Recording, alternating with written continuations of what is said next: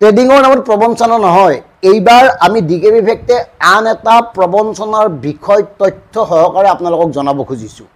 এই যে ৰাজ্যৰ বিভিন্ন প্ৰান্তত উপহাৰ কুপনৰ খেল অনুষ্ঠিত হয়, এই উপহাৰ কুপনৰ খেলৰ নামত একাংশ বদমাছ লোকে প্ৰবঞ্চকে ৰাজ্যৰ লাখ লাখ লোকক জালিয়াতিৰে প্ৰবঞ্চনা কৰি আহিছে। কেনেকৈ আমি সবিশেষ জনাম। আৰু মোৰ গৃহ জিলা যিহেতুকে নলবাৰী, গতিকে নলবাৰীৰ পৰাই আৰম্ভ কৰা যাওক। কেনেকৈ সমগ্ৰ অসমত এটা দলে এই কেলেংকাৰী সংঘটিত কৰি কোটি কোটি টকা উপাৰ্জন কৰিছে। মোৰ হাতত এয়া হ'ল এখন উপহাৰ কুপন, আৰু এই উপহাৰ কুপনখন হ'ল শ্ৰী শ্ৰী শিৱ গণেশ শান্তিধাম নিৰ্মাণৰ সাহাৰ্যাৰ্থে গণেশ মন্দিৰ নলবাৰীৰ। আৰু সেই পথেৰে যোৱা প্ৰতিগৰাকী লোকে গম পায় তাত কেনেকৈ বাছবোৰ সজাই থোৱা হৈছে, গাড়ীবোৰ সজাই থোৱা হৈছে। আচলতে ইয়াৰ নামত কি ঘটি আছে, কি হ'বলৈ গৈ আছে, কোনে গোটেই কাৰবাৰটো ২ নম্বৰীভাৱে পৰিচালনা কৰিবলৈ গৈ আছে, গোটেই কথাবোৰ আপোনালোকক জনাই আছোঁ। এই চক্ৰটোৱে মূল কমিটিৰ লগত এখন চুক্তি স্বাক্ষৰ কৰে, আৰু সেই চুক্তিখন নটাৰীযোগে কৰা হয়। আনহাতে মই উল্লেখ কৰা এই গণেশ মন্দিৰ যিখন লটাৰী খেল, তাতো চুক্তি কৰা হৈছে। দুটা পক্ষ থাকে। প্ৰথম পক্ষ হ'ল মন্দিৰ পৰিচালনা সমিতি, আৰু দ্বিতীয় পক্ষ হ'ল এই দুষ্ট চক্ৰটো, অৰ্থাৎ যিসকলে লটাৰীটো পৰিচালনা কৰাৰ দায়িত্ব লয়, যিসকলে উপহাৰ কুপন বিক্ৰী কৰাৰ দায়িত্ব লয়, আৰু যিসকলে গোটেই কাৰবাৰটো খুব পৰিকল্পিতভাৱে সম্পন্ন কৰে। আৰু এই গোটেই কাৰবাৰটোত নেতৃত্ব দিয়ে ৰাজা আলী নামৰ এগৰাকী লোকে। ইছলাম আলী ওৰফে ৰাজা আলীয়ে সমগ্ৰ অসমত এই ধৰণে সিন্ডিকেট চলাই আহিছে, আৰু তেওঁৰ লগত কোন কোন আছে তাৰো সবিশেষ তথ্য আমি জনাম। এওঁলোকে কি কৰিলে, মন্দিৰ কমিটিৰ লগত এখন ৭ লাখ টকাৰ চুক্তি কৰিলে। মানে চুক্তিহে ৭ লাখ মৌখিকভাৱে, হয়তো ইয়াতকৈ বেছিও থাকে, আৰু তাৰ ২ লাখ টকা এডভান্স দিছে। আৰু তেওঁলোকে কি কৰিছে, ডিলাৰবিলাকৰ লগত যোগাযোগ কৰি নিম্নতম এটা টকা দি তেওঁলোকে গাড়ীবোৰ তাত শ্ব' কৰে। মানে ডিলাৰবিলাকৰো লক্ষ্য হ'ল গাড়ীবোৰো তাত বিনা পইচাই শ্ব' হ'ল, আৰু গাড়ীবোৰ ক'তো নিনিয়ে, এই যিবোৰ গাড়ী প্ৰদৰ্শন কৰা হয়। গতিকে তাত তেওঁলোকে গাড়ীবোৰ প্ৰদৰ্শন কৰে, আৰু সেই প্ৰদৰ্শন কৰি টিকট বিক্ৰী কৰে।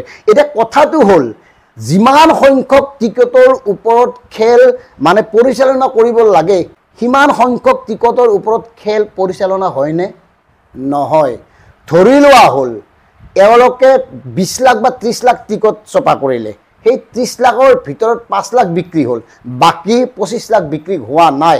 আৰু এওঁলোকৰ নিজা কিছুমান মানুহ থাকে, সেই মানুহৰ জৰিয়তেহে মানে লটাৰীখন সম্পন্ন কৰে। এই যিটো ছিষ্টেম, সেই ব্যৱস্থাটো কাৰ্যকৰী কৰে।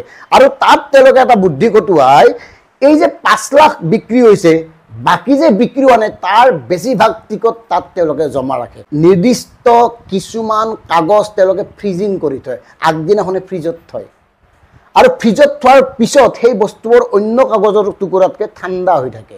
গতিকে তেতিয়া যিজনে সেই তাৰ পৰা কাগজটো টানিব, তেওঁলোকৰ মানুহে টানিব, গতিকে তাৰ পৰা বিচাৰি বিচাৰি বিচাৰি বিচাৰি মানে সেই ফ্ৰিজত থোৱা নিৰ্দিষ্ট কাগজ টুকুৰাহে টানে। এনেকৈ লটাৰীখন সম্পন্ন হয়। আনহাতে ইয়াৰ মাজত তেওঁলোকে কিন্তু উপহাৰ দিয়ে, আৰু উপহাৰ কাক দিয়ে, তেওঁলোকৰ নিজৰ মানুহক দিয়ে। আৰু বেছিভাগ উপহাৰ সেইবোৰ নম্বৰত লাগে যিবোৰ নম্বৰ বিক্ৰী নহয়।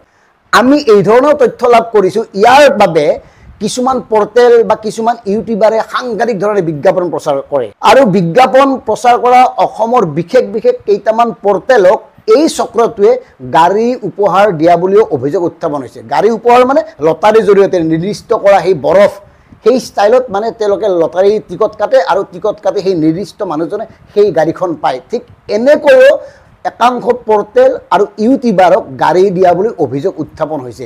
এতিয়া আমাৰ কথাটো হ'ল, ইয়াত প্ৰশাসনে কি ধৰণে সহযোগ কৰে? ইয়াত প্ৰশাসনৰ কিবা ৰোল থাকে নেকি? হয়, থাকে। ইয়াত প্ৰশাসনৰ এইকাৰণে ৰোল থাকে, এই চক্ৰটোৱে ২ নম্বৰী কৰি মানে পাৰ্মিশ্যনটো উলিয়ায়। আৰু আমি যিমান দূৰ জানো, গণেশ মন্দিৰত অনুষ্ঠিত হৈ থকা লটাৰী খেলখনৰ পাৰ্মিশ্যন এতিয়ালৈকে পোৱা নাই, যদিও তেওঁলোকে উপহাৰত দিবলগীয়া সকলোবোৰ বাছ গাড়ী তাত প্ৰদৰ্শন কৰিছে। কেনেকৈ কৰিছে? একাংশই আমাক জনোৱা মতে মানে জয়ন্ত মল্ল বৰুৱা ডাঙৰীয়া তাত আছে, যিহেতুকে স্থানীয় বিধায়ক, মন্দিৰ কমিটিৰ লগত তেওঁৰ ভাল, গতিকে তেওঁ মৌখিক কৈছে। সেই মৌখিক কোৱা কথাটোকে সৰগত কৰি তেওঁলোকে এই কামটো কৰা বুলি একাংশই আমাক জানিব দিছে। আনকি আমাৰ হাতত এনেকুৱাও তথ্য আহি পৰিছে যে তেওঁলোকে কিছুমান খেল অনুষ্ঠিত হ'ব বুলি মানে অনুমতিটো লয় জিলা প্ৰশাসনৰ পৰা। এখন খেল হ'ব, সেই খেলখনৰ সময় অমুক, তাৰ কাৰণে সময় দিয়ক। তাত যে উপহাৰ কুপনৰ খেল হ'ব সেইটো উল্লেখ নকৰে। এনেকৈ অসমৰ বিভিন্ন প্ৰান্তত উপহাৰ কুপনৰ খেল অনুষ্ঠিত কৰাৰ নামত এই জালিয়াতিৰে অনুমতি লাভ কৰাৰ তথ্য আমাৰ হাতত আছে, যথাসময়ত আমি সেইবোৰ আপোনালোকৰ সন্মুখত প্ৰকাশ কৰিম। এতিয়া আমাৰ চিধা কথা, ইয়াৰ বিৰুদ্ধে এটা তদন্ত হ'ব লাগে আৰু আমি নিশ্চিত ইয়াৰ তদন্ত কৰিলে এটা ডাঙৰ গেং পোহৰলৈ আহিব আৰু কেইবা কোটি টকা জালিয়াতি কৰা বুলি প্ৰমাণ পাব, আমি নিশ্চিত। আৰু সেইকাৰণে বাৰে বাৰে কৈছোঁ, জিলা প্ৰশাসন আয়ুক্ত মহোদয় বা ৰাজ্যিক পৰ্যায়ৰ এনেকুৱা কোনোবা তদন্তকাৰী সন্থাই এই গোটেই বিষয়টো তদন্ত কৰিব লাগে। কিয়নো অসমৰ বিভিন্ন প্ৰান্তত ঠায়ে ঠায়ে মন্দিৰে বিভিন্ন জেগাত আৰু সভা সমিতিয়ে এই ধৰণৰ উপহাৰ কুপনৰ খেল অনুষ্ঠিত হোৱা দেখা যায় আৰু ইয়াৰ নেপথ্যত এনেকুৱা ধৰণৰ কৰ্মকাণ্ড কিছুমান হৈ আছে। এই কৰ্মকাণ্ড মানে কমিটিক কেইলাখমান টকা দিব আৰু গোটেই স্বত্বটো এই গ্ৰুপটো, এটা গ্ৰুপে নহয় কেইবাটাও গ্ৰুপ আছে, গ্ৰুপ হৈ তেওঁলোকে কমিটিক পইচা দিয়ে আৰু উপহাৰ কুপনৰ খেলখন নিজে পৰিচালনা কৰে, নিজৰ মানুহৰ হতুৱাই কৰে আৰু গোটেই পৰিকল্পনা মতে পূৰ্বে কোৱা যি ধৰণে কৰে সেই ধৰণে সম্পন্ন কৰে, কৰি কোটি কোটি টকা এনেকৈ আত্মসাৎ কৰি আছে, জালিয়াতি কৰি আছে। গতিকে আমি ৰাজ্যৰ বিভিন্ন পূজা কমিটি বা বিভিন্ন মন্দিৰ সমিতি যিসকলে সুদীৰ্ঘ দিন ধৰি উপহাৰ কুপনৰ খেল অনুষ্ঠিত কৰি আহিছে, অন্ততঃ তেওঁলোকে এনেকুৱা যাতে পাল্লাত নপৰে, তেওঁলোকে যাতে এনেকৈ মধ্যভোগীৰ জৰিয়তে খেল অনুষ্ঠিত নকৰে। আৰু দৰ্শকসকল, এই যে ৰাজা আলী, ইছলাম আলী, এই ৰাজা আলীৰ লগত কোন কোন আছে, তেওঁ ক'ত কি ধৰণে কি কৰিছিল, আগতে ক'ত কৰিছে, অনাগত সময়ত ক'ত কৰিবলৈ গৈ আছে, সেই সকলোবোৰৰ সবিশেষ আমি অনাগত সময়ত জনাম।